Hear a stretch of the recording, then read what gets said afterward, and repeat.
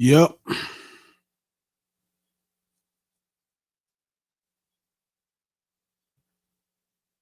See what this thing looking like. Kind of look funny.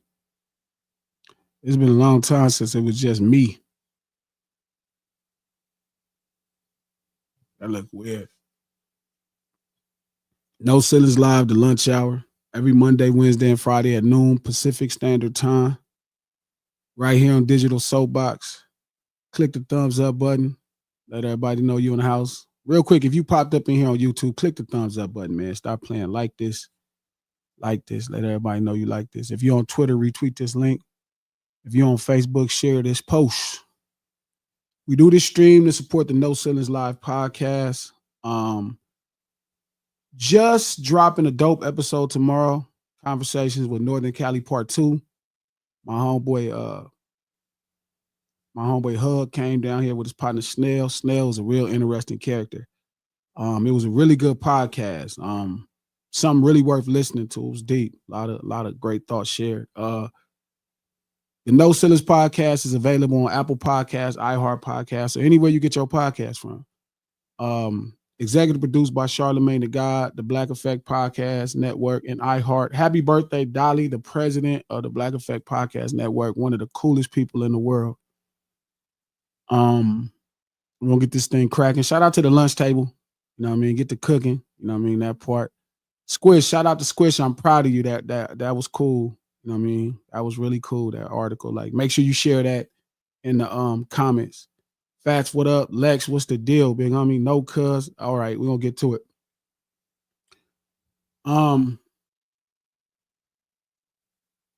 Couple things happened this weekend made me go into some deep thoughts. You know what I'm saying?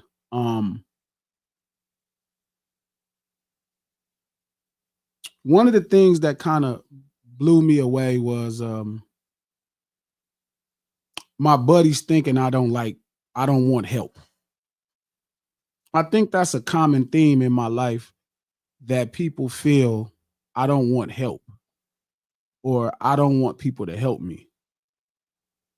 And I've heard it a lot more now than ever before, but I've always heard it. So let me don't front like I've always heard it, but now I'm hearing it a lot more than ever before. King just said it to Coach the other day. I always heard that. So just to get the thought out there, I love help. Every human being wants help. I don't get nothing extra from not getting help. Nothing about this makes me feel better doing it by myself.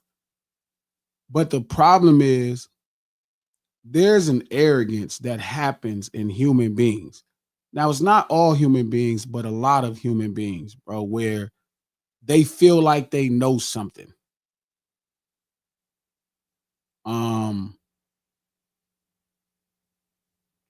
Prime example, like one of the biggest things I'm about to drop that first song. We've been planning this whole move for a while now, like just getting it together as far as this string of records I'm going to release that was inspired by the 78s.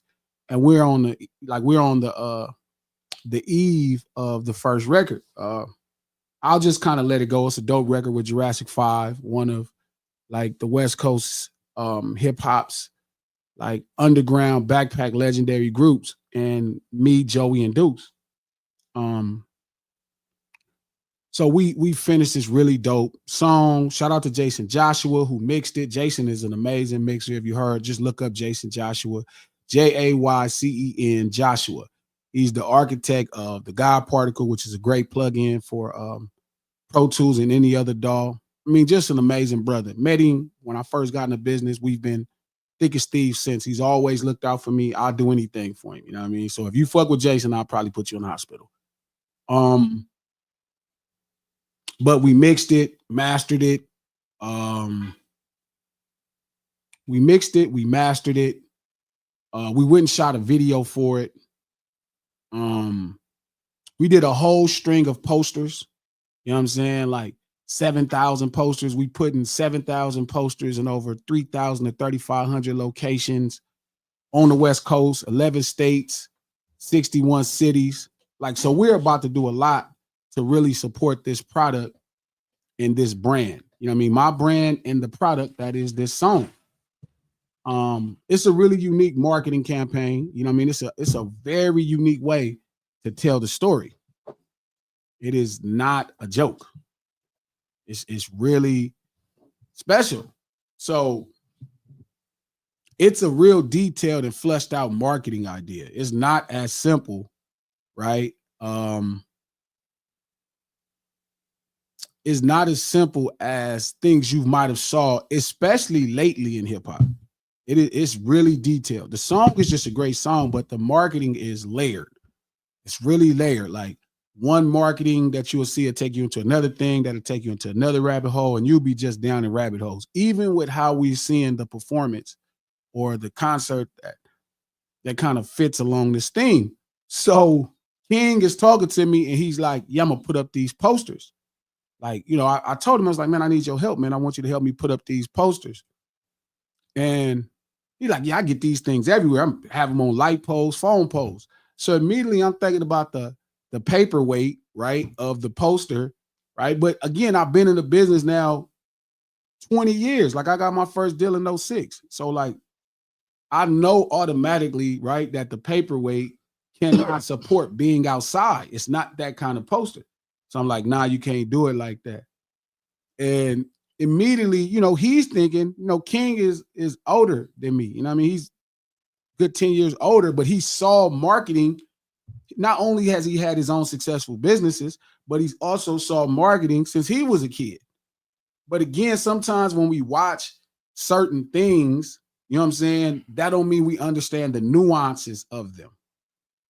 You know what I mean? Like you don't understand the nuances of like card stock, if that makes sense. You know what I mean? You have to know that there's a weight to posters that allow you. So I'm telling him like, nah, you can't do it like that. And King is like King who on the stream all the time. You know what I mean? He's one of the people like, man, he'd go like he's a real serious hustler, which is how we bonded. And he an animal like me. You know what I mean? He gonna get to it, but then I need to inform him on these nuances. And so a lot of times I come across like slow down, hold up, let me explain. And it comes across like I don't want help. And me and Coach was just talking about it earlier. And it's like, no, I love help. Right now, I'm working out a deal. Shout out to Top. That's my boy TD, right? Dude Dog that's my dude, first day, you know what I mean? Rocking. He plugged me with a company that wants to help me on a distribution side. But they don't quite know that I understand like record company business. They think like Glasses is this artist, you know, like most artists. Most artists are, they're just figuring out how they're going to develop their own style of records. Shout out to Lloyd Razor. Welcome to the lunch table. They are figuring out how, you know, that most artists are developing their own style of records and they're putting a lot of emphasis into records like Problem. Problem is the same way. Problem is all records. I'm a little like I'm keeping where they at in records, but I also understand the record business different. So like they recommended me to a company that's more of a like an infrastructure, like the spine of like an artist's position when it comes to record business. So most distribution companies, what they offer you is access to DSPs. And it's like, but it takes 4 to 5 weeks for them to market your product to a DSP. So they like, we need to have your song for 4 to 5 weeks, and then we could pitch it to DSPs. But like I told Don Dub, who is at the lunch table right now, like I'm past that. Like I could call Apple myself. I could call Tidal myself. I could call Spotify myself. I don't really need to pitch. Like I'll call Apple and be like, hey, this is what I got. This is what I want to do. And people are, you know, they help me. They like, okay, cool. We got you. It don't take me 4 weeks. It took me 4 hours. It took me 4 minutes. Okay, so number one, I was listening on my way up here. Sure. I damn near ran some lights trying to get here when I heard you talking about this shit. Number one. That's the start. I almost crashed trying to get here when I heard. I was like, oh, okay, I got to get there. All right, so I think that, first of all, I think You know, you already know what I think about you intellectually. I think that you're an intelligent dude. I think you, and I like the fact that you took your time to start doing your homework. When you felt like you didn't know something, you took the time to go learn it. And that's dope about you. But I do think that you're very particular. I think you want stuff done a certain way, which is nothing wrong with that. But I think when people want stuff done a certain way, they have a hard time giving control to somebody else to help you do something. And sometimes you come across like you've been wronged or something back in the day or something. Somebody did you dirty or something, or do you not trust? No, I trust everybody. Okay. But prime example, like King in the posters. Okay. Hey, okay, before you get on King, I want to say that. So I'm not on King. I told you that. No, I'm not going to say you on King, but I wanted to say this before I forget. My memory's terrible. But you and King, like I told you when we just talked earlier, you and King damn near made for each other. Because like I told you, I feel like King is a go-getter and he wants to do stuff. He wants to go get out there and do it. And maybe he doesn't know the right way to do it, but he wants to do it. His motor is going. Yeah. And you damn near, like you started off by saying, you know, something happened. Got me into deep thinking. And when you said that, I said, what, the wind was blowing hard? Like, because you about to deep think about everything. You in deep thought about everything that's going on, man. So it's not really deep though. Okay, it's like this, but that's a prime example, right? Posters. Okay. Like King know about business. Like he has had businesses. Right. Like he's not just some dude that just be around here. Right. This motherfucker's sharp, real hustler, know everything about the business, except the nuance of card stock. Card stock is the weight of paper. Okay. And that's going to determine where you can put a poster. Okay. So that's how particular you are. That's how refined you look in this thing. Like you look into stuff very, very in depth. And sometimes I think that could be a detriment to you. Like not all the time. I think sometimes you spend a lot of time thinking, and maybe you should be doing at that time. We talked about earlier. Sure. I think that sometimes, and like King, sometimes maybe he didn't know that, but King he does want to get stuff done. He want to get it done. And sometimes you thinking so much, and I'm thinking like, man, maybe you thinking a little too much about it right now. Maybe you should just go put it in there. And I know you're not going to think that. Because I have overthought stuff, right? Okay. It's like a lot of stuff. Like to me. Again, like a simple thing is like card stock, right? The weight of paper. If he hangs that paper outside, that poster doesn't last 3 days. And I got you. But again, so to him is like I may be measuring too much versus me really understanding that. You know what I mean? Like, do you feel like you'll do that with anybody trying to help you though? Do you feel like you're going to nitpick and find a reason why? See, but that's the thing. It be terms like the concept of nitpick versus understanding how important card stock is. Maybe the other people, maybe some people like me, King, maybe we understand how important content is and how important getting stuff done when you need, like, this is not 2010 anymore. This is 2025. And now it's about getting stuff done and out there ASAP. It's not, you don't gotta, I mean, you're saying it's not true. I mean, that's my point, because, and this is kind of where I come across arrogant, right? I know. So I get it when people feel like, well, the goal is just throw so much stuff out there, because that's what mainstream kind of information is saying, right? Oh, just throw a bunch of songs out there. One of the songs gonna catch on. But that's never been good for business. Even now it's not, right? You really should measure. Like, you ever heard them old folks say, like, measure 1,000 times, cut once? Yeah, them old people, yeah. Yeah. And it does. but again, because we feel like today's time is rewriting some new thing. They're not writing nothing new. They're not rewriting it, but it's evolving into something different. Like it because of the tools that people have at their fingertips now. Like it's a little different now. And sometimes I joke about you being an old ass man in your head. Sure. And that's why I say it, because you still got a lot of old school ways of doing stuff and an old school way of thinking. And I think that's it's an attribute at some points, and sometimes I think it might be a little it hurts you in other ways. And but that's the point. Like, that's where you got to trust that somebody may know more. True. You know what I mean? And but you do, you do, and it doesn't well, always have to change. It's not about. But hold on, let me finish this real fast, Yeah. because it doesn't always have to. See, sometimes people think that because you have years in the business or you have a lot more time in doing something, that somebody can't give you a unique or a ideal that can help you out. Like I've received some of my best information from somebody who I didn't like. I would never like to. Or a bum gave me some information. It was like, I think a bum could give you $1 billion advice. It's not about that. It's about something simple as card stock outside, right? Lightweight paper outside. Okay, now that's one situation. But it's always that situation. But you're using that situation as a microcosm. I don't think it is. It's a microcosm. I don't think it is. I think that a lot of people have gotten lost in like the quality of what we do really does matter. Like a lot of people just kind of like with the put stuff out. Yeah. The quality does matter.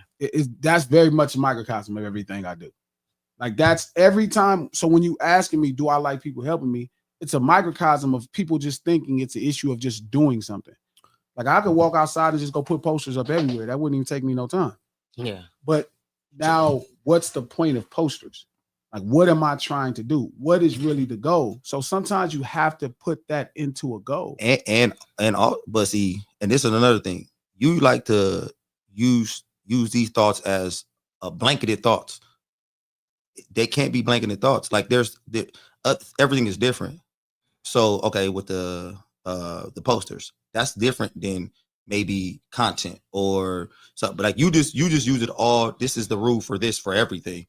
I don't know if that's true. I mean, yes, accidents can happen. You could throw some content out and it could just happen. It's happening a lot. Huh? It's happening a lot. Like, and then it's not happening.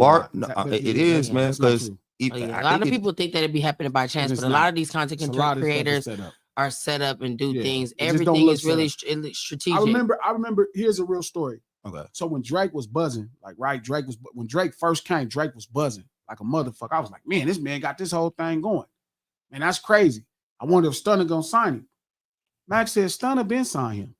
I'm like, hell no, he independent. Listen to what he's saying. He's saying he independent. I watch NH do it for rest in peace, my boy Nip Hustle.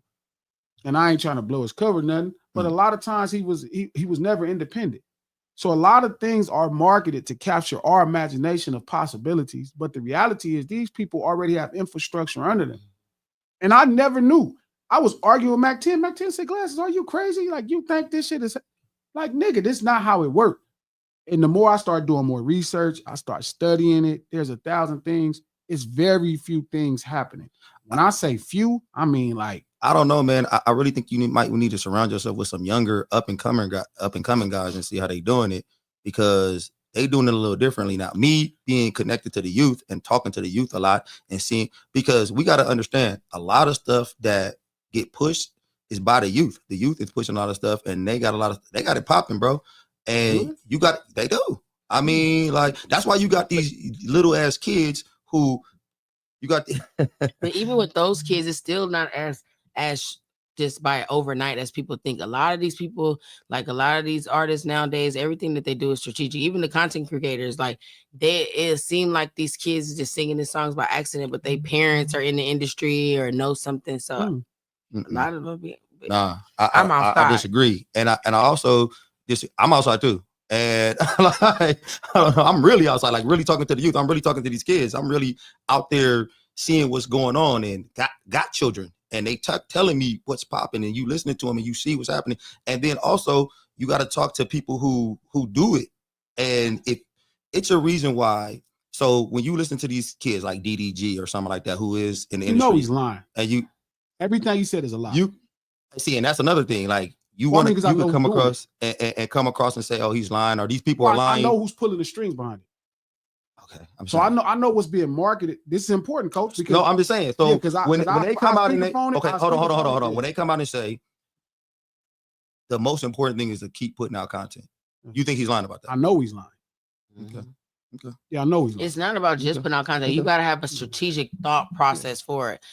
for the content to really like catch. A lot of the times we will see people go viral over a video and not knowing like that video could sometimes be 2 years old, or they didn't did that 100 times and it just went that 100th time. Specifically DDG, I know he's lying. I know what's happening. But again, because I'm not on the outside, I'm not on the front, like you can't tell, he can't sell me how he's successful. I know who's making him successful. It's not him.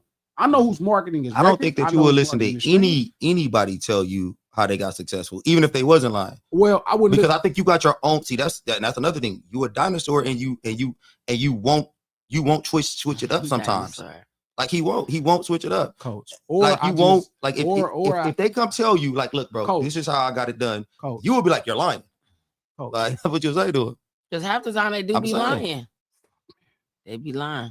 This is what makes it impossible. Like I'm telling you, everything happened behind the curtains, and you telling me about the magic trick. Glass, I watched the magic trick happen. He made this. I'm like, bro, it's a trap door on the stage, and you like, well, I heard what he said, and I'm like, oh, it's the magic trick. Even when you see him, you think. Let me ask you a question. Okay. You think a motherfucker gonna get up on the Breakfast Club and tell you how they became a billionaire?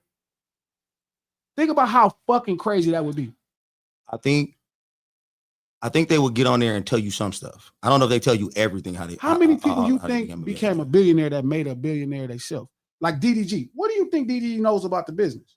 Like, what would make you think DDG knows any? Like, how do you? Okay, so let me ask you a question. Yeah. Do you think that DDG don't know shit about the business? I think DDG knows the bare minimum. I think if people start supporting DDG, he'd be dead. That's how bad it is. I watch people like we just was talking. Shout out to my group chat. We was talking about Meek Mill. Meek Mill was on fire. All the millions in rap, he was killing all that. Mm-hmm. Meek Mill with independent. That nigga sold 1,200 records. And I'm listening to niggas in my group chat try to explain why, and they don't realize the separation with a bunch of people who know what they doing when it comes to marketing is doing certain things. And then I remember he was so excited to put out records on his own. He put out quality, people feel 1,000 things, but he cannot make it do the same.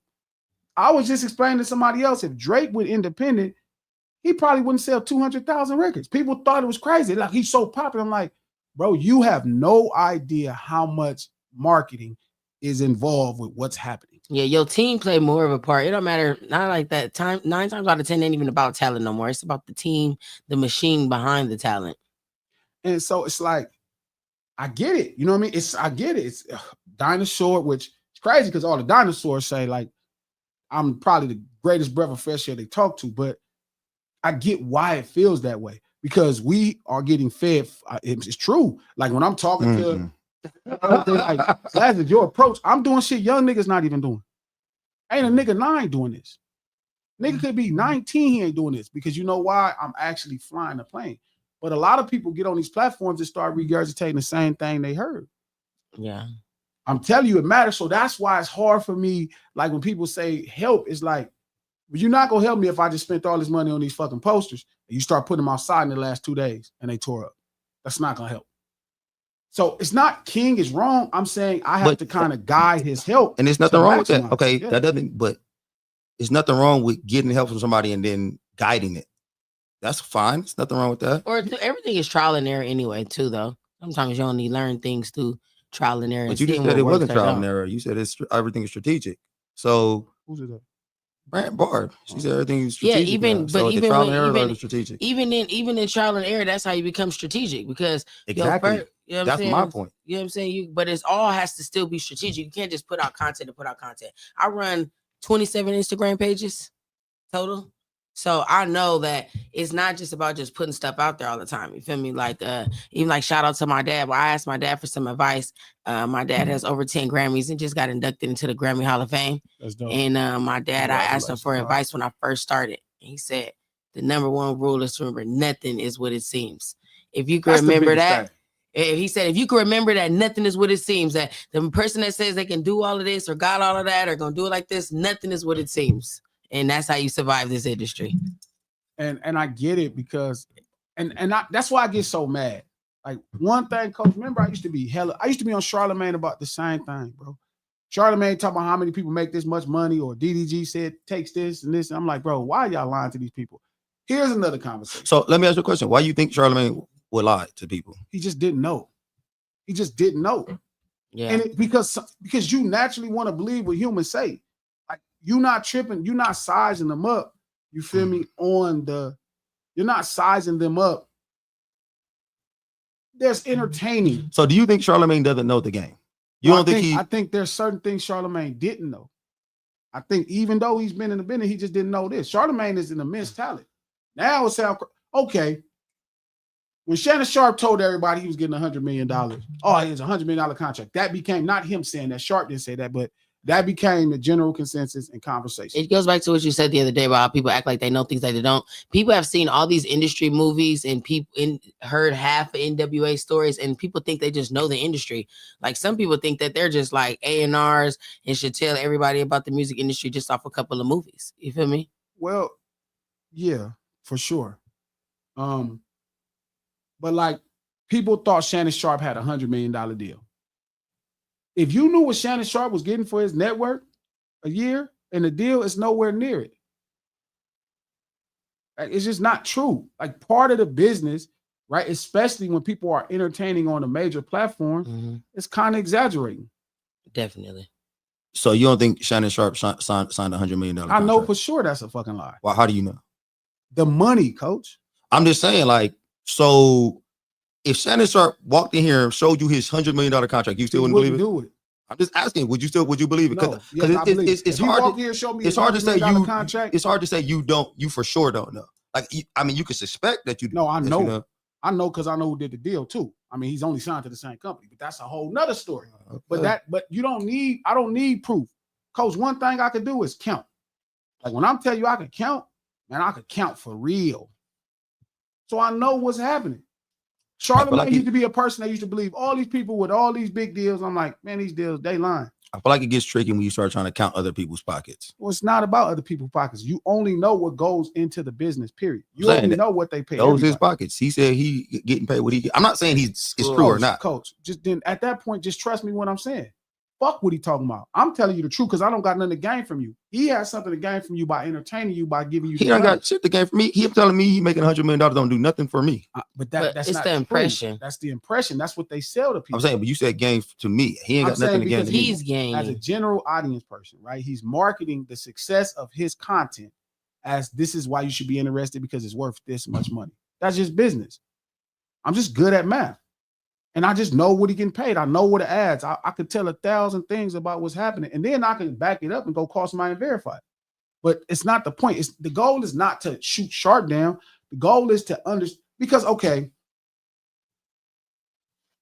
it's like if you follow somebody else's lead, you don't know what to expect when it's your turn to do the business.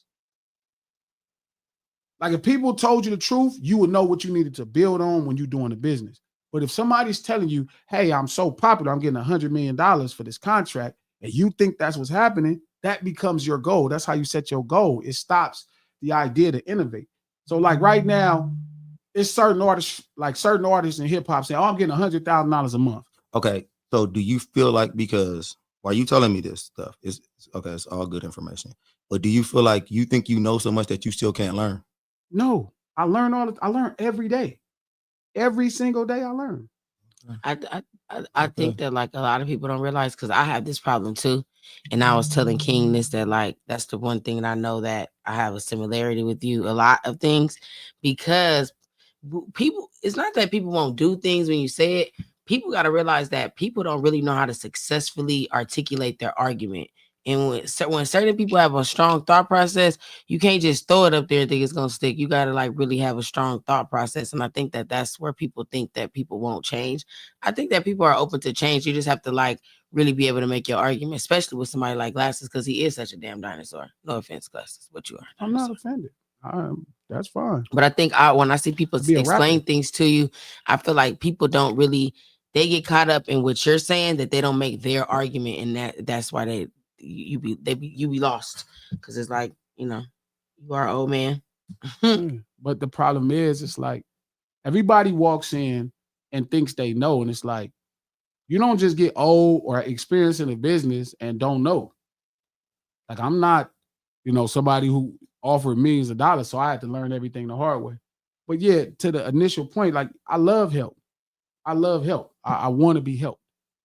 You know what I mean? But I also understand that you may have to shape how somebody goes about helping you. I mean, you may have to shape how somebody helps you.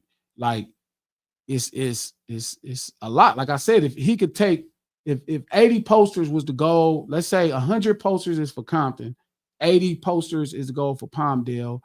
I think 50 posters was Gardena. 120 posters was Lancaster. Just look at the number variation. So you have to know that. So then you could take 80 posters and put them in Palmdale and not actually hit the target of the goal. Like you could just hit impressions, but you may not hit the targeted impressions that you need to stick. Like you have to kind of see it, not deep for lack of terms, but like you have to look at the ratio of it. Basically, like I need, in order to reach, like basically like the demographics of like I have to put 300 up in order to reach 100 people type of. Well, no, you really have to target your demographics. That's the point. Like who are you? Like I could put up posters at the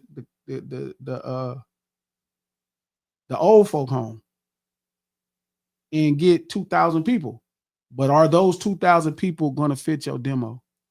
You know, are those 2,000 people going to move the space? Like you really got to figure out what you want.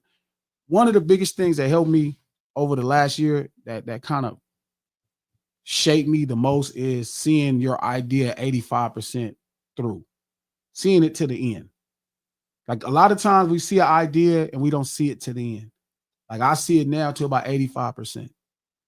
Like I see that far into it. Like, okay, like this specific song, right? My goal in the first 30, 60 days is 3 million impressions, right? That's like, for lack of a better term, 3 million, like 6 million eyeballs, 2 sets of eyes. So 3 million eyes, right? That's my target. That's not my goal. That's my target. My goal can go, it can exceed. I won't even set a goal. My target is, this is what I want. Once I hit that first target, and if I hit it in 30 to 60 days, then I got another target. All of that stuff falls into the business. All this stuff falls into the business. Shout out to Sherry. She said, I'm assuming him and King had a disagreement in business ideas. Nah, we didn't. We don't have. Coach and King was saying, I don't want help, or maybe I come across like I don't want help. Not saying that's what they're saying. I'm saying, and I'm telling them, nah, I really want help, but I also understand that like I have to shape help. He has to micromanage help. Well, I don't want to have to micromanage it because I can just give him. He does want to have to do it. I think Glasses is a control freak. He wants to be in control. Because people don't realize, like sometimes your own trial and error, we might have certain things that we might know or feel that it's like, I just like to be like me. I like to be aware of everything that's going on because I want it to come off the right way. And there might be something I might be able to give off. You know what I'm saying? That I'm like that too. People call me a control freak. And I think it's nothing wrong with being a control freak when it's your craft and you want to make sure it's done right. But sometimes you might know more than your counterparts because you've had different trial and error. So everybody's expertise has to be brought to the table. There's nothing wrong with being a control freak. Okay, so I don't like to talk about my shit that much. Me too. But that's just not me. That's not how I get down. But anybody who knows my finances would know about me. Like anybody, close personal people, family, and all that kind of stuff know how I am with my stuff. So it's not like I'm talking like I don't understand finances. I understand it. Yeah. I get it. And if you look at my portfolio, it'd be like, okay, I get what Coach is talking about here. But like I said, I don't talk about my shit. I don't put my stuff out. But what I'm saying is, as a person who has to delegate, you have to, and a person, when I talk to you, I'll talk to you. So you had told me something about how, you don't really click with everybody all the time, man. But I feel like people, when you find people you click with, it's probably because y'all got something in common somewhere around the lines. And I feel like we got a lot of stuff in common. And the reason why I tell you this kind of stuff is because I feel like I had to deal with a lot of those same issues.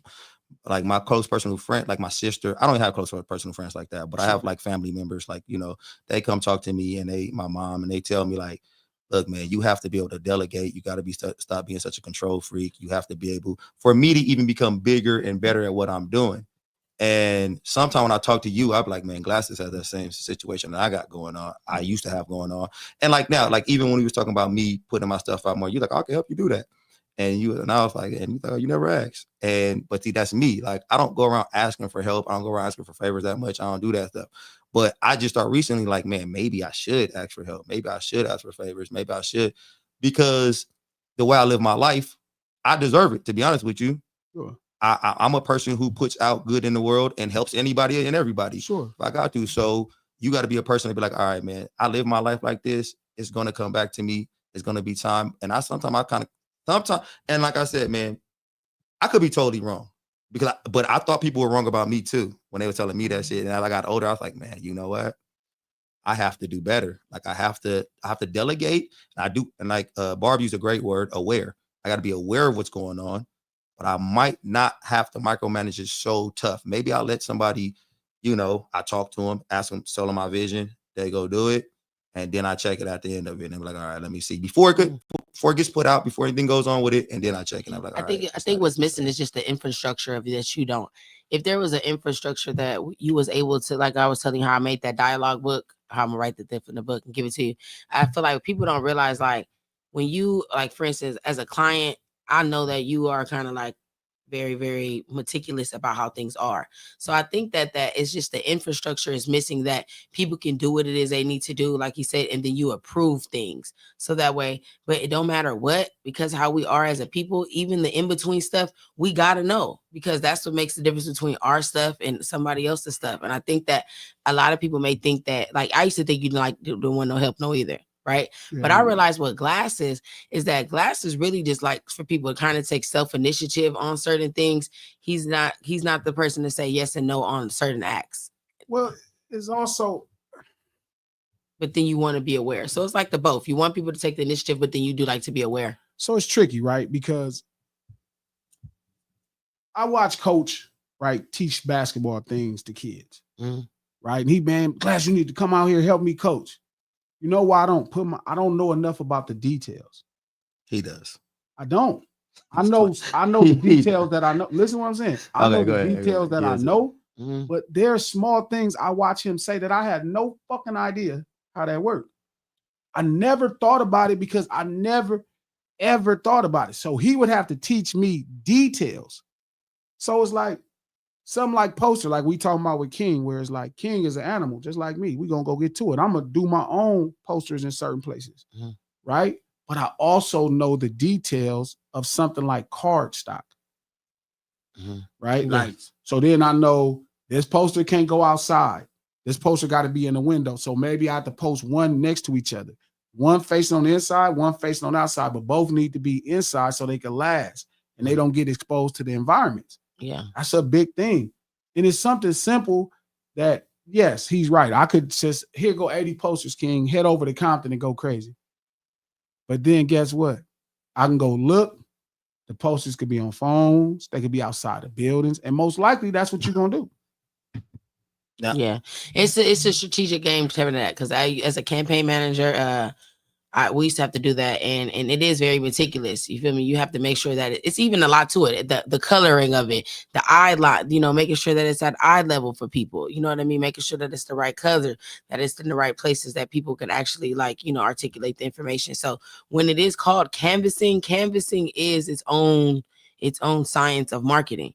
And a lot of people just think that you just do it. No, people win legislative wars, lobby things behind this. You feel me? And when I was Women in Politics 2006, shout out to Karen Bass, I learned that there is an art.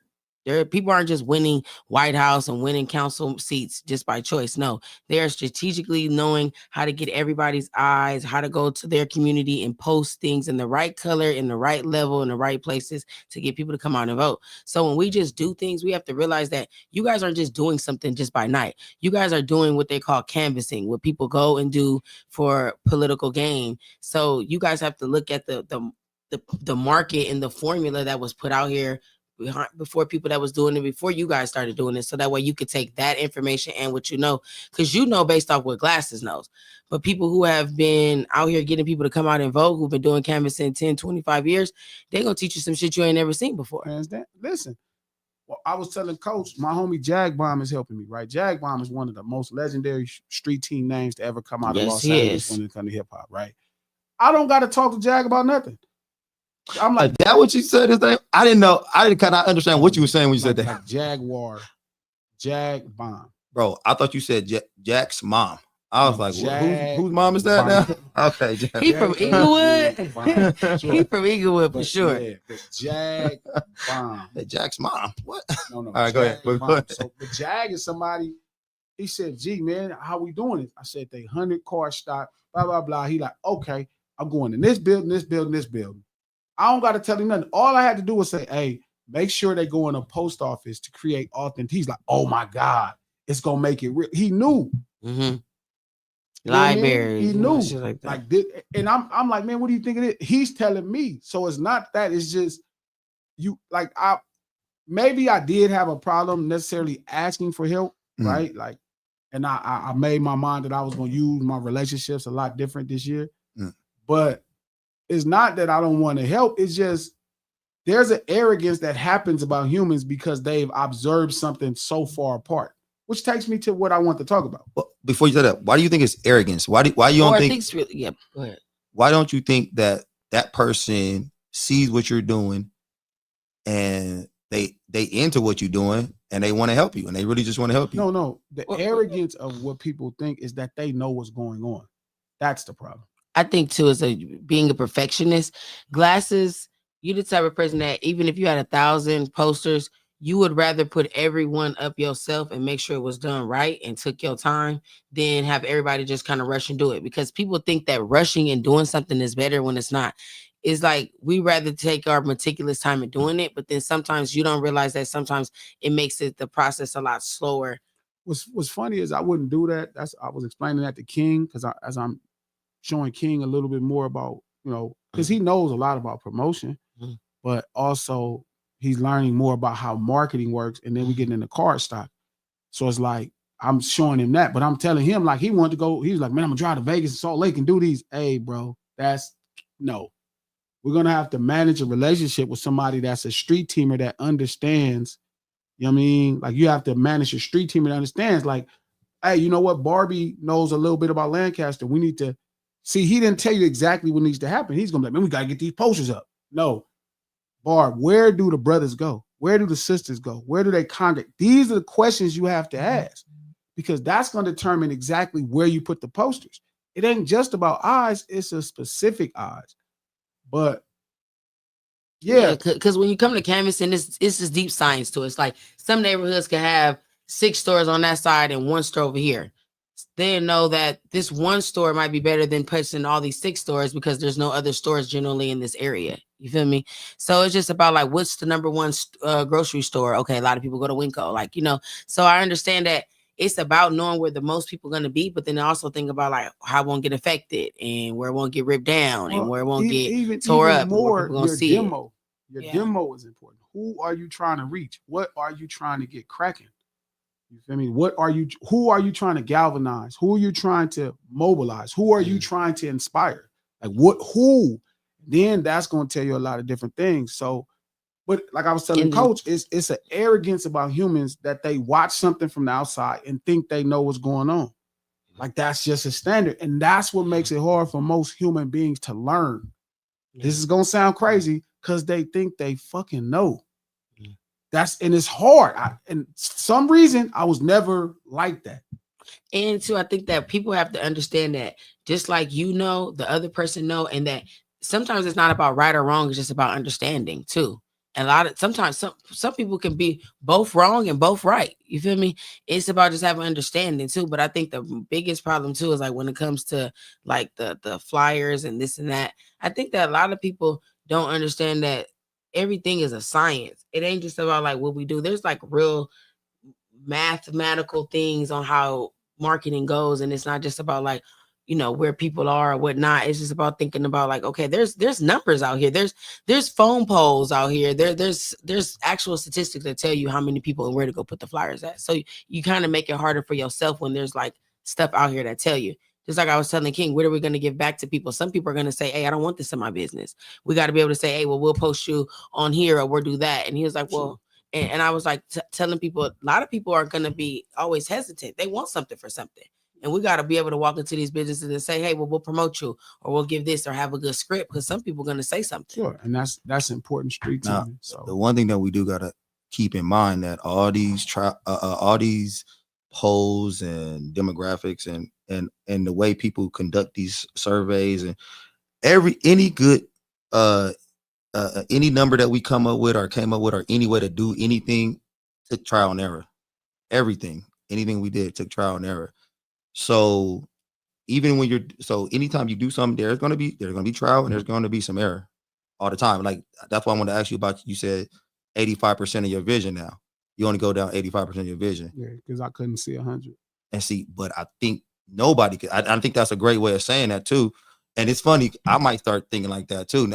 It's funny that was enlightening when you said it, because I was like, and it made me think of trial and error, because I was just like, man, it's impossible for you to see 100% of a vision, because we've all done stuff in our day and we thought we had it mapped out properly. Everything was right. And then you got down to the end of it and you was like, that turned out a little differently than I thought it was going to turn out. So the 85% I think that's a good percentage. I think that might be it. No, so it's just like an arrogance about humans that they think they observe and they know.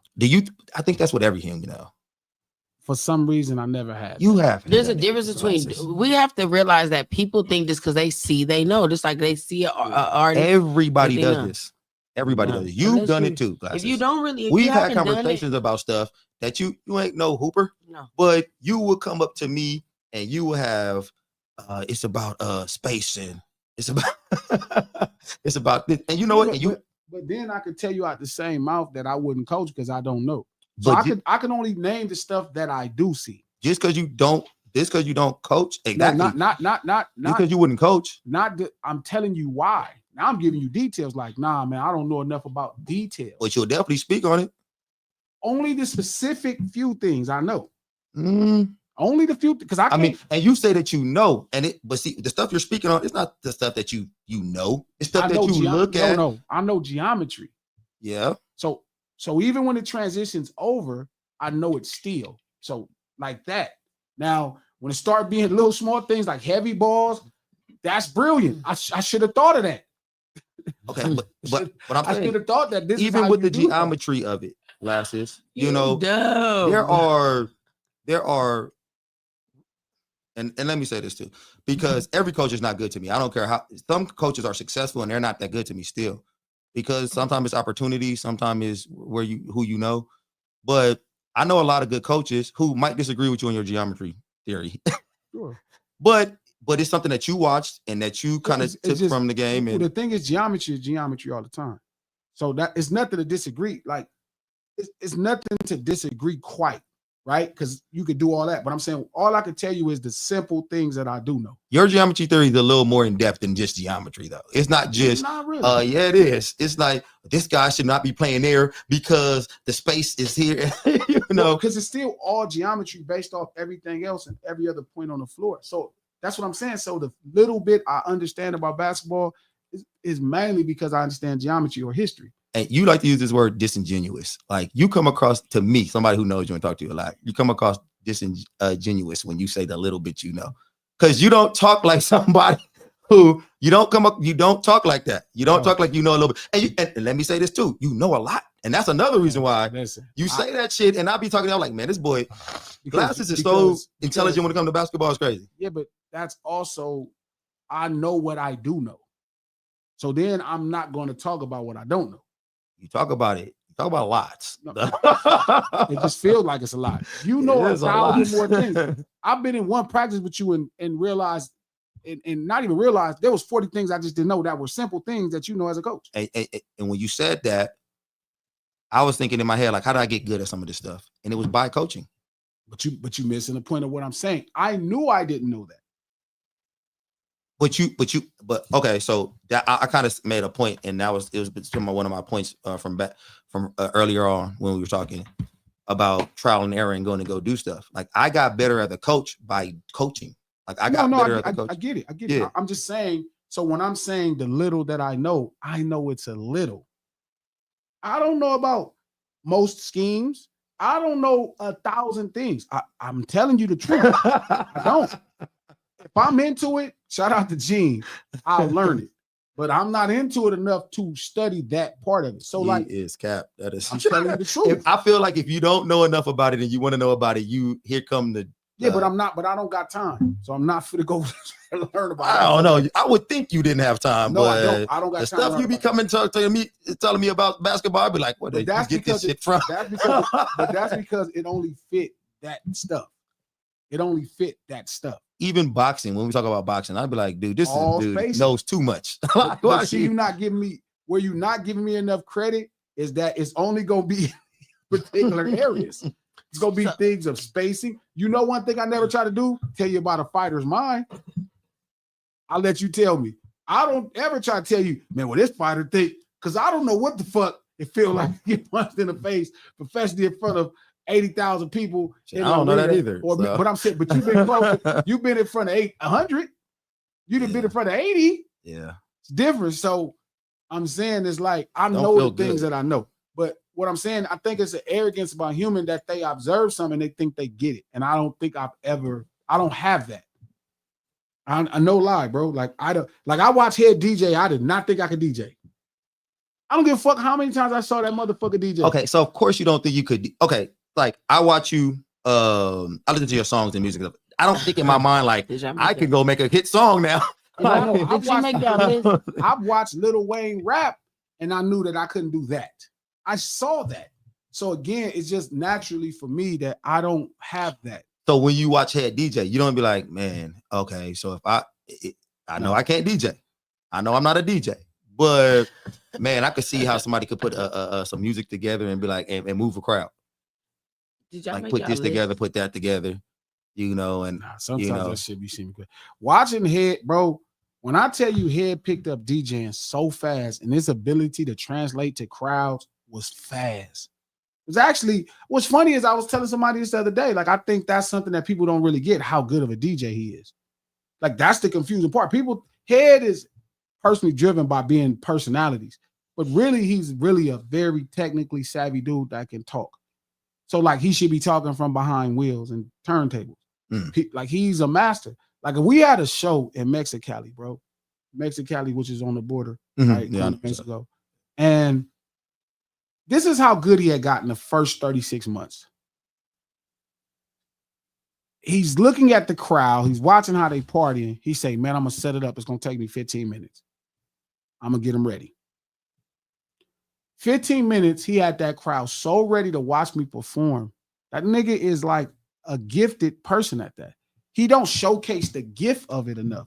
And I think it's because he's insecure about his abilities compared to other people. But I'm like, your abilities are different. You're like really a party rocker. You know, it ain't about that. Like he could do 1,000 things, but you know, like I still look at what he does and I know I can't do it. So, but the average prime example, this is what I was getting to. Shout out to my boy Champ my cousin Champ from Alabama, my family from Alabama. So I call us cousins anyway, because my family from Alabama, we probably related. And I was talking to him about gangbanging. I was talking to him about gangbanging, and he feels like he knows so much because he watches these YouTube channels. He talks to different people. You know what I mean? He does 1,000 different things, right? About all of this stuff. And he feels like he knows. So I remember calling. We had this long drawn out conversation. Okay. He felt like me being a Crip meant I couldn't be a role model. And I told him, like, that's probably, I thought about it. I never answered it. But what I realized was no matter what I say to people, they're going to think what they want to think. Facts. I see y'all change. I was explaining to Barbie, right, about like street urban culture, like over personalized brand. A lot of things I say sound crazy. They're not my opinion. It's not what I want it to be. You know what I mean? It's just kind of what is true. It's historically proven accurate. Okay, what are we talking about when you say it's not your opinion? So, like, if I'm telling Barbie specifically, we were having a conversation about like creating a page to sell merchandise. Okay. She felt me not using my name was to a detriment, and I told her, And hip hop is not personally about your brand. It's about the brand of we. It sounds crazy. Nobody never said it. But what I've been able to figure out studying history, right? Studying history is that's what hip hop has proven to be since its inception. And I realized that when we was at the video shoot. Right. And it sounds crazy. Like King feels like putting up posters everywhere is just as good. And I'm like, no, but if you strategically put them, right? If our target demographic is brothers between blah, blah age and blah, blah age, and we put them at 2 Louisiana chickens at both of those, you get way more. Yeah, you put it on Normandy and Manchester, it's going up. But to me, coach, it's just all math. If it's math, I can do it. Me and math, I had AP calculus in high school. Me and math go. So if it's math, I'll be talking to Don and I'll just be breaking down some math to him. No lie. I'll just break that math right down to him. You know what I mean? Because that's kind of my shit. So again, geometry, right? And boxing, basketball, everything math and me go together. Like when I finally started learning music, it's because Head exposed me to BPMs. Shout out to Diamondback to the upside down pineapples. Head said you bullied him into DJing on this podcast. I didn't bully Head into DJing. I don't like the term bully neither, but I kind of forced him to produce his first record, which ended up being my first gold record. Because history has shown DJs make the best records in hip hop. And he had 4 or 5 years DJing. You know what I mean? He had 4 or 5 years DJing, and I'm like, I studied it because he showed me BPMs, and then I went down the historical line of how records were, where they came from, samples, so forth, everything. And I was like, oh, you got to make my record. He was like, well, I don't know how to play. I'm like, these people could organize it for you. And he was trying to fight it because he had never did it. I'm like, no, but history says you can. So I agree, Coach, like to your initial point, young people every day are figuring out ways to do things. Or they feel like they knew. But really, they not new at all. They not new at all. What happened to the upside down pineapple? Y'all said to make a list. Y'all changed your mind now? Yeah. Yeah.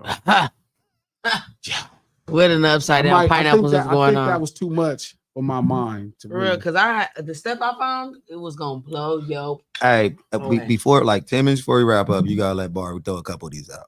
Okay. Shout out to Gene. Thank you for the $5. That's the same people that used to watch TV car building shows and thought they could do it by themselves without experience. Facts. For real. Shout out to Shannon. Shout out to Mark Gear. Thank you for the $5. Shannon hasn't signed anything. He never said it. He's in negotiations to re-up, and his PR put it out there. He wants $100 million. Folks ran with that. Stats cap. He do want $100 million. He just and now his chokester wants 50. Yeah, and none of that is really. But shout out to Sherry. She says, seems like Coach is saying glasses isn't open to change. I hope you didn't read that. I would change everything. I believe that in all honesty, those glasses. That's super. Just to play devil's advocate. You talking crazy right now. Just to play devil's advocate, I am extremely proud of you. Thank you. Because you have definitely because you're not extremely proud. I'm extremely proud of you because I've been in this. That's not what well, not like that. Just so you know, she's like shit. Yeah, I've been in this room. I've been in this room recording with you for a minute, and I know how extremely stubborn you could have been at times. Thank you. And I see you now being so uncomfortable at times, doing things, dealing with so many more personalities than you really ever had. And everybody know that's not my style. And I just said, even when we was at the video, you have all these different people doing things and taking charge. You listen to all these different opinions when usually you would have said, I don't give a fuck, and just went in your studio. So I'm just proud of you because I see that you are doing things differently. Yes. I've known you long enough, very long. Yes. You feel me? That I know that you are right now evolving in ways that you've never evolved. Coach. So, Coach, I know you're gonna push him to even be more, but I know the fact that he was really Ray Charles to this shit. Like, I don't care what nobody say. Like, I don't gonna care what nobody say. I'm about to start calling Barbara Glassite.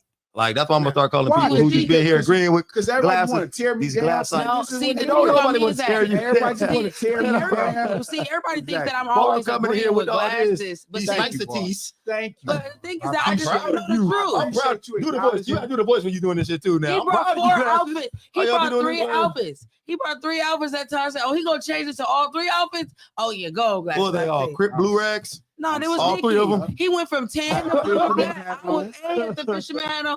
Like, and you got to think about and being around all those people, talking to everybody, having to be there for 10 hours. And He wanted to run out of there. Like every time I looked out there, Oh, yeah, he wanted to escape. That hat and them glasses will save him. About it, he wanted to go hide in the room with me back there. But all I'm saying is, Cap, you wouldn't change everything. Everything. You wouldn't be a Crip. If you could prove to me why I shouldn't, okay. So here we go. Ain't nobody prove for you why you shouldn't. Why can't you? It's just be impossible. See, I think that y'all don't be understanding. Glasses can be proven anything. Yeah. If y'all just have to make the right. Right. I'm gonna give you some advice. I'm gonna tell you something. Right. A lot of the times when people try to make, you see, I'm about to be open to Barbara's Look, advice. I'm about to be open to it too. I did Toastmasters and I was a great debater. Okay. A lot of the times when you make your argument, you'll get lost on explaining what he said instead of just explaining your argument. So a lot of the times, if you have a fully thought out argument and you can explain this, for a lot of times Glasses did not agree with me, but I make my argument, I support it, and he'll fall in line with it. You just got to make your argument. Yep. She told me that. I said, go on, make it, Barb. Then Super Cap. It's true. It's the truth. Untruthful. I'm telling you right now, it's the truth. Will he be uncomfortable? Will he want to do it? No, but if you can make your argument, so he'll do it. Number one, Glasses like to See, you explaining Glasses instead of explaining your argument. Glasses like to this is my argument. Okay, This is my argument. Glasses like to Barb didn't make me forget what I'm about to say, but anyway, you don't know your argument. I know it. I got argument is glasses. What are you standing on? His argument is Glasses ain't shit. Well, no, sorry, I don't think Glasses ain't shit. I think Glasses is shit. No, hold up. What I'm saying though, but that was my point. Like my cousin was saying the same thing. He was like, no, hold up. Glasses like to ambush you. That's what he like to do. He like to ambush you with these fully thought out stuff he's been thinking about for 4 hours. He's standing on his argument. He does. 40 days. He like to 40 days exactly. However long it's been. He like argument? to ambush you in these conversations that he know you've been thinking about for 10 minutes. While he talking to you, he been thinking about for 40 hours. I be hoping. We know how to put our thought process together very fast. You got to No.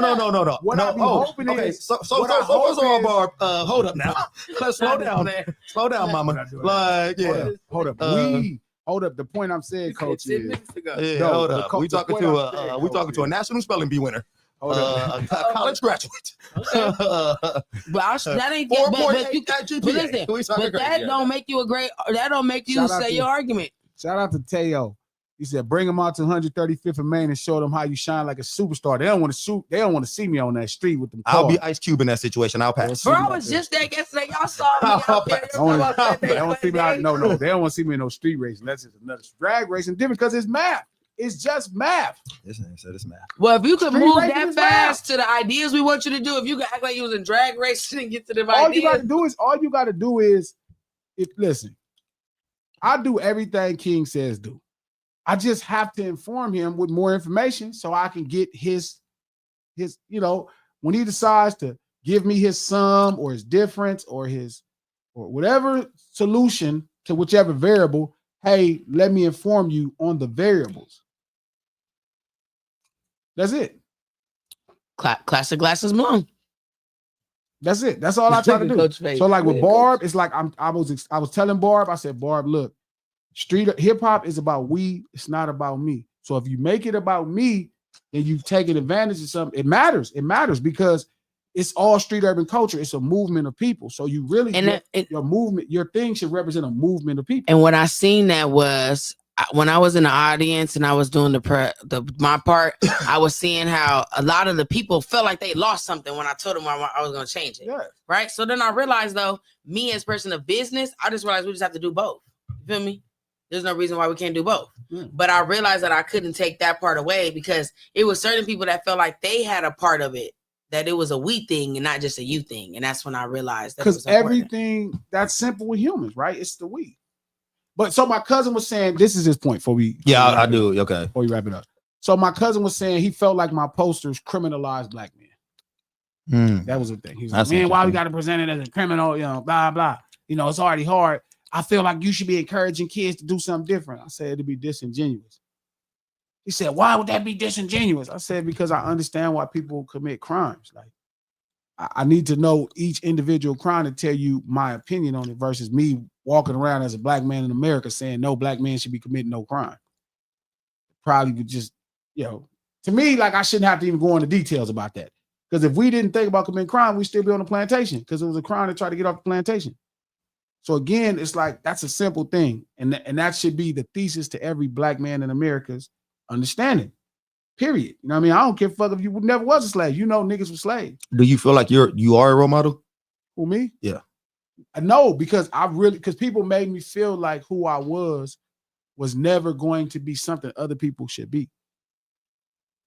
Now I have to see it differently after this conversation. So he was telling me how AD was saying to him, it's certain neighborhoods in Compton AD couldn't go to. I said, there's no neighborhood in Compton AD couldn't go to. So then he was like, man, how you gonna say that? So I called AD and AD told him, well, no, I can't go over here. AD, you can't go over there. And then it became this long argument. I had to call my nigga Rick Rock. Me and Rick Rock grew up together. Rick Rock is from Nutty Block. So Rick like, yeah, if I took him over there, that means he can go over there.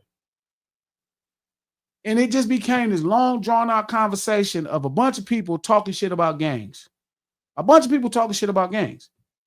And so by the end of the conversation, so they all felt, you know, that's everybody's favorite thing. Everybody want to win an argument with glasses, even though I'm not arguing to win an argument. Like, that's not, like, I'll be talking if I'm sharing an idea with something I've been studying. So I was trying to get you to shape it. You know what I mean? Or I'm trying to get you know what I mean? Because I'm trying to figure out what can you add to it that I'm not catching. That you like. Not even stuff I like. Just add another fact to it. That you like. Just add another fact. Don't tell me how the thing make you feel. Just give me the fact to add to it. Like, what, you know, I'm sure people know stuff. So they spent the whole next 40 minutes. They spent the next whole 40 minutes telling my cousin from Alabama how bad gangbanging is. Oh, it's the worst thing in the world. You know, you should never go to Compton. I don't even go to Compton and shit. I'm trying to They talking shit about gang. Oh, they talking shit. So cousin like, see, I'm telling you, cousin, this is what I've been telling you the whole time. Gee, I've been telling you this the whole time. Is your cousin in the gang? No. Okay, I got good. Right. So I said, so he was like, yeah, see, I'm telling you. I said, so you believe him? Yeah, but I believe him. I said, okay.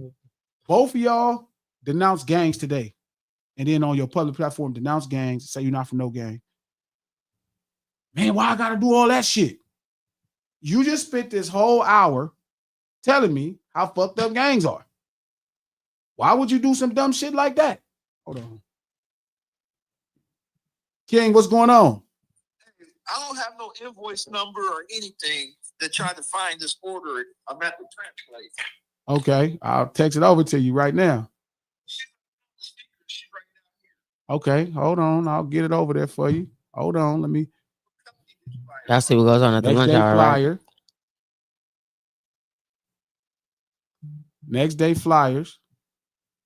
Okay. It's the same thing that you had last time. Hold on, I got you. I'm pulling it up on my phone while I'm on the stream.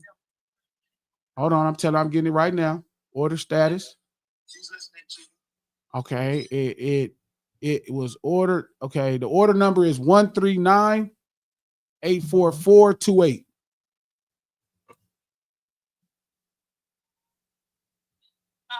We're good to go. We're okay. All right. Talk to you soon. Okay. That's the flies. Right. So they spend that whole time telling me. So I said, denounce gangs. What? Well, say you're not from a gang. Say I'm done with Crippin'. I refuse to be a part of these horrible Nutty Block or Lantana Block Compton Crips. This whole Compton Crippin', this Crippin' is a joke. I'm done with it. I'm going to do better. They ain't doing all that. That's a lot of extras on it though. Why? Crippin' That's what is you a just joke. spent. You just spent the whole hour talking shit about it. I ain't never spent no whole hour talking shit about nothing that I was a part of. So I said, so he's like, my cousin was like, well, that's fair. AD, tell him, why would you not denounce the gang? Well, you know, you can't take away who I've been my whole life. I'm saying, if it's horrible, you could change, grow up. That's facts. That's true. Oh, well, you know, I don't know, because I said, what? Nobody gonna jump on you. If Rick or AD stop gangbanging today, they homies is not gonna do nothing to them. What do they feel like they wouldn't do They anything? know to they're him? not gonna do nothing to them. I mean, he also thought he couldn't go places in Compton. No, he didn't, because he by the end of the conversation, he told him how much he went over there.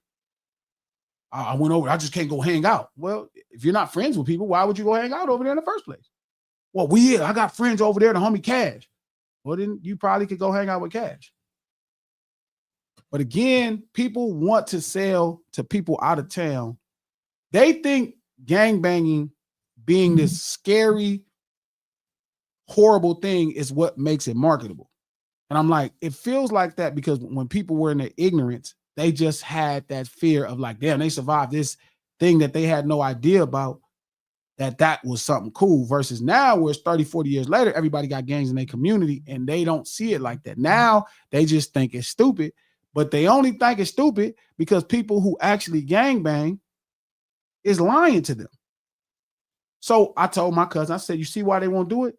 I said, now let me tell you why they won't do it. There's two things. One, they understand the social currency that comes with being a gangbanger. Two, they also are proud of where they're from. And that's the thing they should be defending. That's the difference. I said, see me, now if I start talking shit about gangs, I look stupid.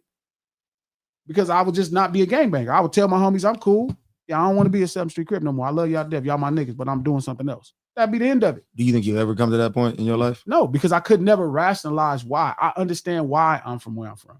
Do you feel like you come across as a gangbang glorifier? No.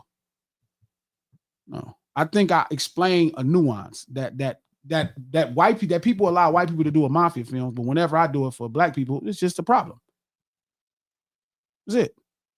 I feel like I give you the same perspective white people give you on the mob and mafia, and I give it to you on black street life, but everybody's mad at me.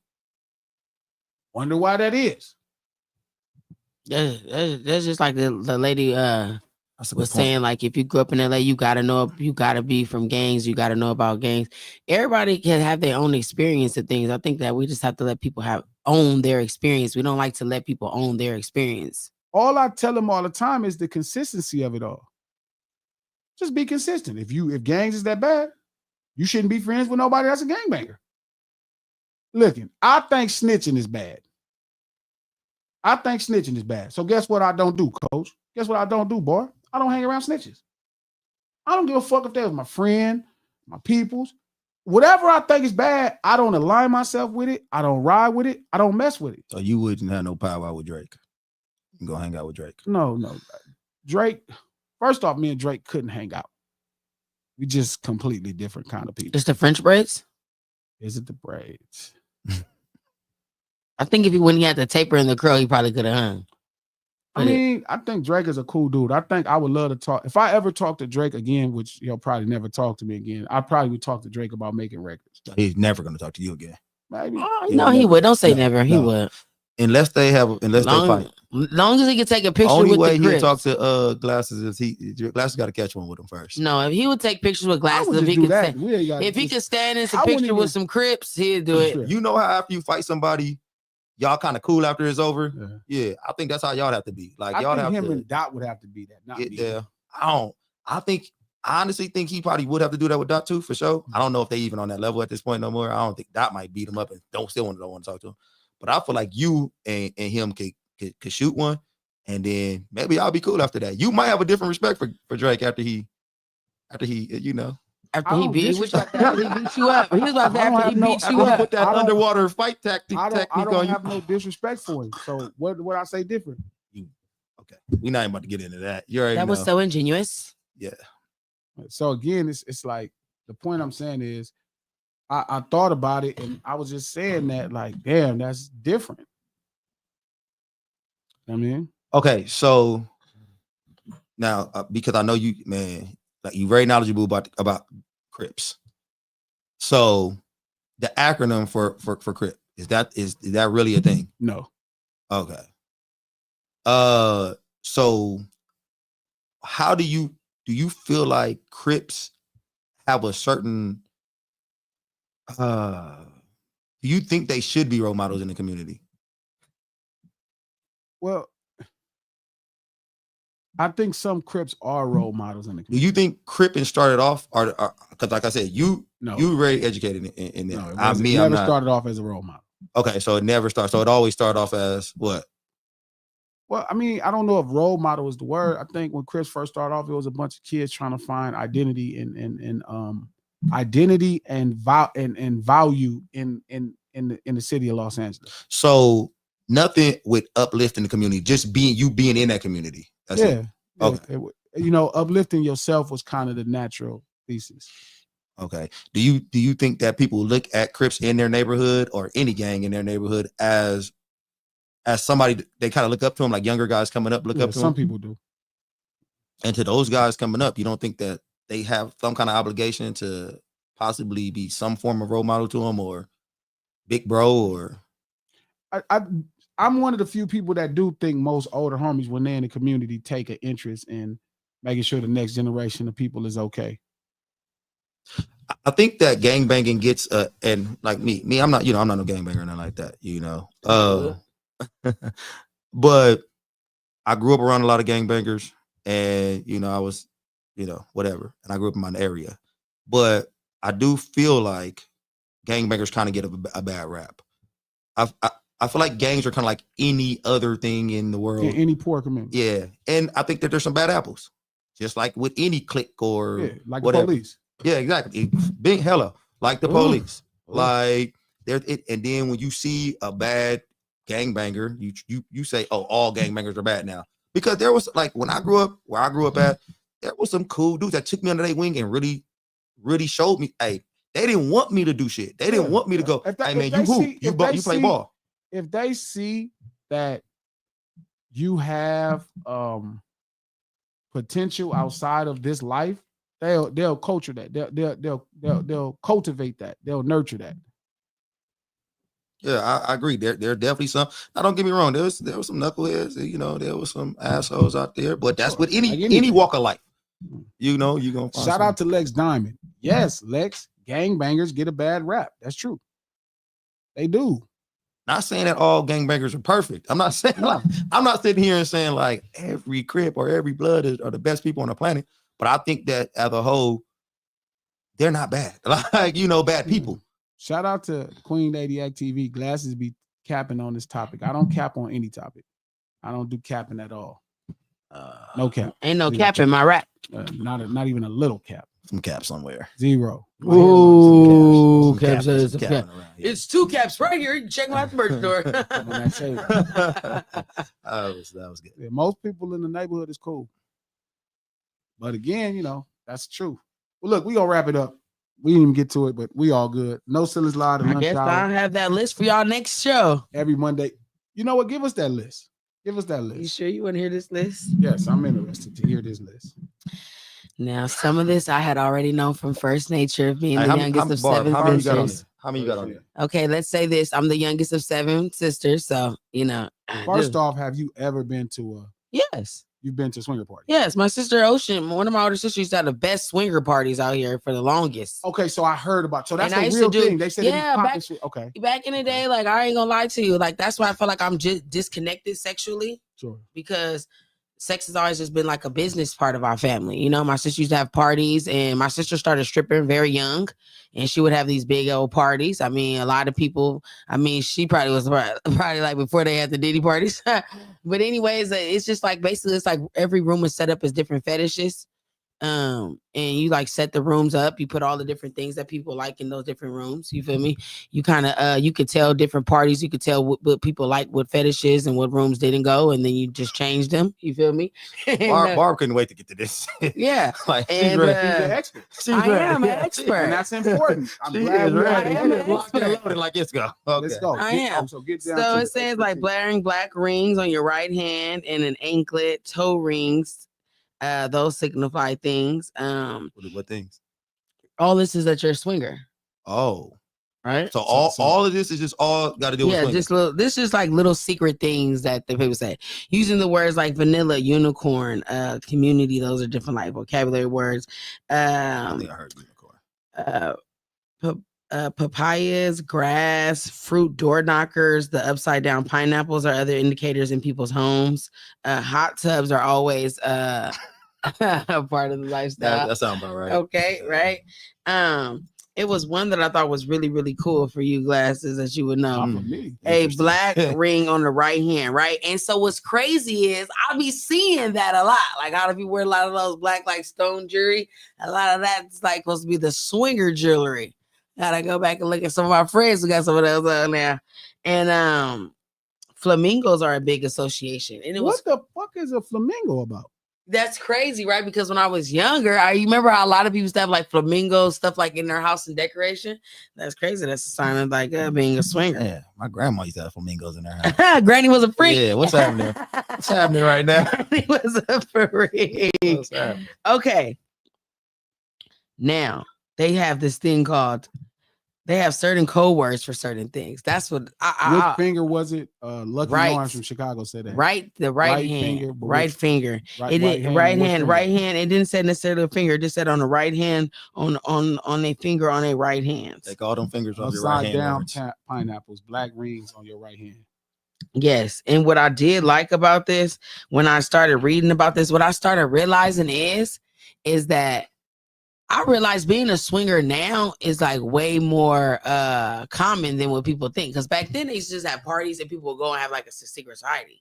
But now people are like, you know, Eyes wide shut. yeah, like people are like swapping with their neighbors and stuff like that. So, and they got a lot of apps and stuff like that. And the crazy thing is that the world is changing and y'all faces is looking real crazy. Like, I guess you It's found all out. new information. I just said that Randy flamingos. tells me He didn't about found this out his all the granny had time. flamingos I at home, and be now he calling would. her- I'm Randy about tell me right about this now. I'm all about the to time. I text be her calling right her now. live, dog. That's crazy. See, Brandon's trying to put for shout out to Brandon for putting you up on game. You gonna shout out any of these apps for the freaks out there?